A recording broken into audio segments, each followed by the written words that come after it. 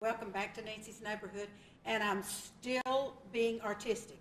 I'm not, really, but I'm enjoying art, and I'm enjoying someone being artistic.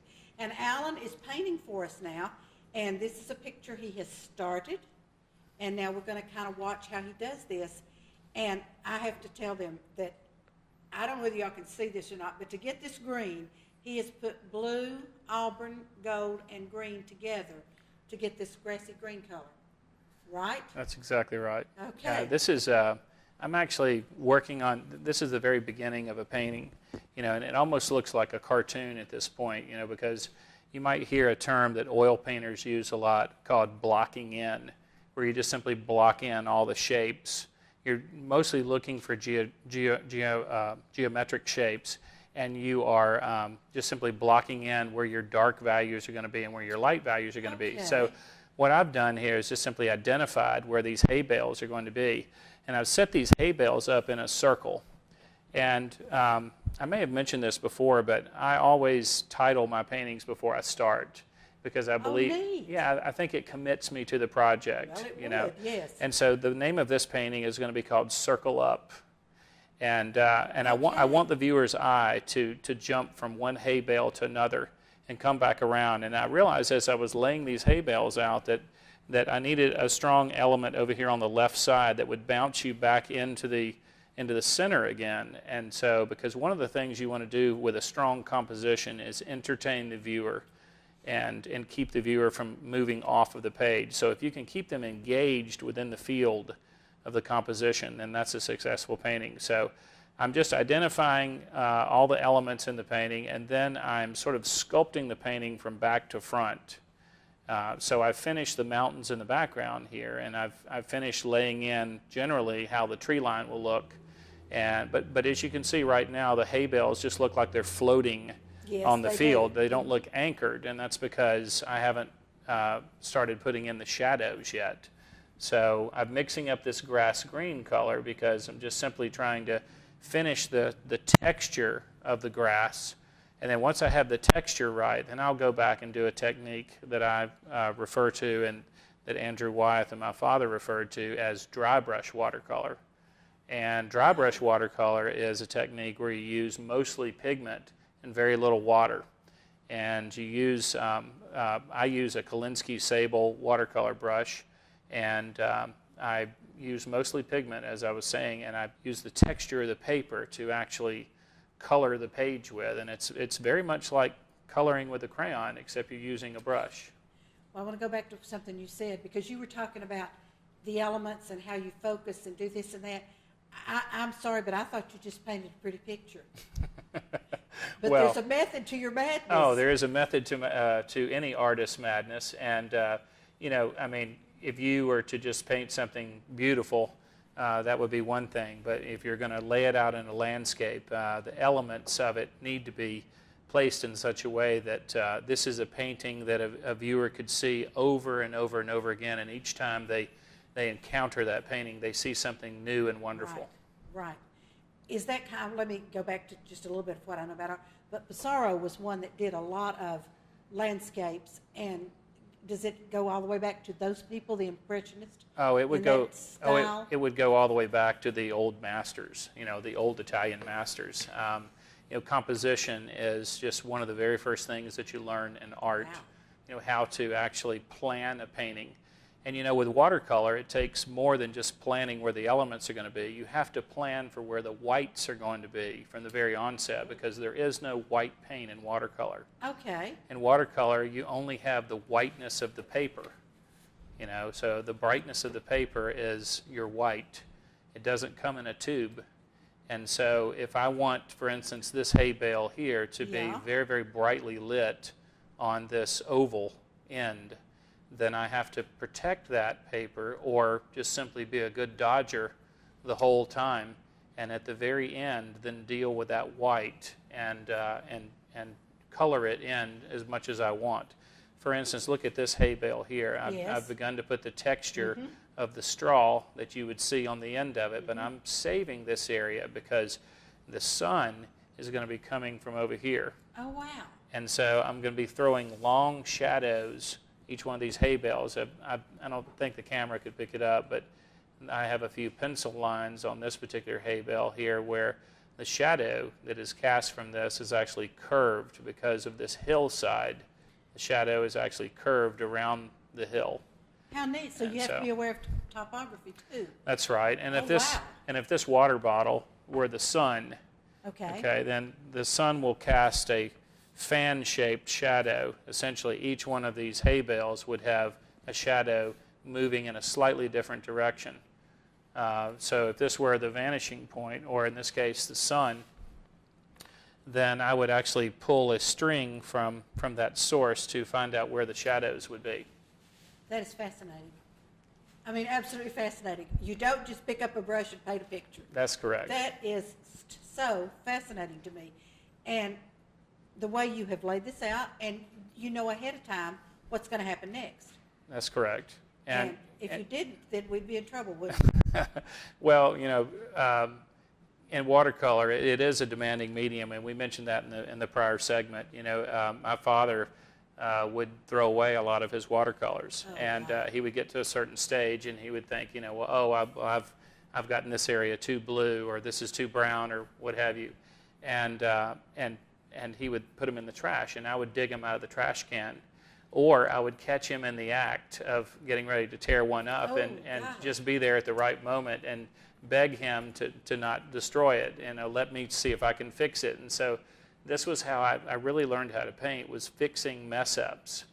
And, this is, as early as when I was a toddler. So he would put me in the floor beside his studio easel and give me a couple of his worst brushes. And a few pigments, and I would actually try to fix these things. And even today when I teach watercolor workshops, I tell my students that really watercolor is just simply a series of problem solving, from the very onset. And it is a challenging craft, particularly if you're going to paint in a style of realism, where you're making something really look, like it truly is. Almost photographic, but not quite. Yes, exactly. And so, this is a great challenge for me, and I love it. I absolutely love it. Now, I've painted in other mediums before too, but this is my go-to medium. Well, you are fantastic in it. That is, and the thing about it that a lot of people probably don't know, but in oil painting, you can correct your mistakes a lot easier than you can in watercolor. Well, true. I mean, in oil, if you got an entire area, too dark, or a certain color that was just giving you problems, you could just take a palette knife and scrape it off, and and start anew right. On top of that. And whereas in watercolor, if you get too much pigment in the paper, especially staining colors, it's very difficult to lift those pigments back out of the paper. I can imagine. What holds it in the paper is a number of different things. Every paper company has its own formula. This particular sheet is a beautiful sheet made by Stonehenge Aqua, and they are not only manufactured but also distributed by Legion Paper. And this is a paper that I helped field test several years ago when we were just in the experimental stage of getting the recipe just right. But there are a number of things that hold the pigment into the fiber. Sometimes paper will have alum in it, which acts like a mordant and holds it to the fiber, and other times it will be, it's just gelatin or starch. Wow. But this is 100% cotton rag, so essentially it's like a T-shirt, and no paper pulp involved in this. This is just simply cotton rag fibers that are held together with sizing. And that's another thing that I'm sure that people don't realize, that there is a different type of paper that you can paint on, and you will end up doing better with a certain kind than another. Okay, I hope I don't embarrass you, but do you have that tacky brush? That oh, yes, brush? yes. Okay, let's just look at that just a minute. I think that is so unique. Yeah, and it looks like almost like a voodoo doll's head or something. Yeah, I don't know if the camera can see this up close, but this is a fan brush that I mutilated into 4 spikes. And with this brush, I'm able to actually create texture, just like blades of grass. I can go over here to this bare spot and show you, but I'm able to paint multiple blades of grass this way. So this is how I get that sort of scrub brush look, maybe short short grass, I can show you on the back of this, getting some more bold color. I can show you how this brush actually reacts, especially if you have slightly damp paper. But I'll do a damp area right here, and I'll get some darker green so that you can see it. But this brush, let me just kind of blot this so that it's just damp. But this brush creates these fabulous long grass strokes as well. How neat. Yeah. So this enables me to get a lot of texture. So not only are you an artist, then you have to create your own instruments to work with. Well, I think every crafts person, ends up making his or her own tool. You end up, getting to a certain point where you say, gosh, I just wish this were just a little bit different or easier to hold on to or what have you. And, I was sort of forced into this one day. I just said, there's got to be a better way. And I actually am in the process of designing and endorsing my own line of brushes. Oh, wow. Yeah, I okay. can't say anything. It's too early in the process right now, but I will be, introducing that to the market later. Okay, and we don't want anybody to steal that idea, so everybody just forget what we just talked about, okay, about that brush. But now, you're working on this, and you're going to be here until mid-January. Will you have this painting finished by then? Oh yeah. I'm working on this painting all next week. I've got to go out of town, but I usually take my watercolors with me. But I will be back onto this painting, full bore, starting this coming Sunday. And if I work solely on this painting and nothing else, I might be able to get near completion in a couple of weeks. Okay, because I was just thinking that if the people that are watching this show might want to actually think they could come by the museum and see this finished product once you get through with it, to see what you have done to make the shadows and to do everything that you're going to do to this, that's to finish it. Well, I'll probably post an image of this on my Facebook and my okay. Instagram account, so the public will be able to see this finished work.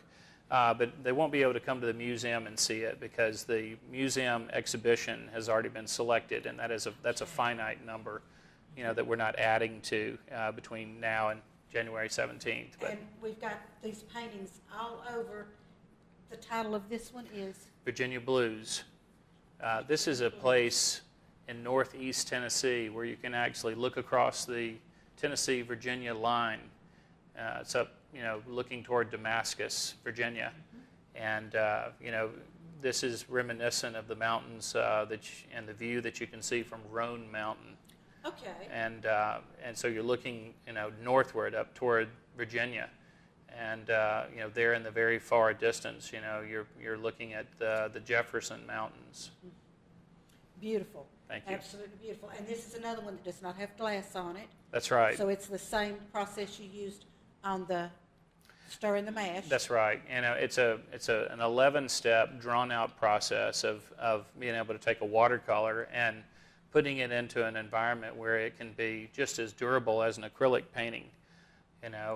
There's so many watercolors that where there's a stigma out there, particularly with museums and collectors, where watercolor shouldn't be exposed to daylight longer than 40 some odd days, or possibly the pigments would fade.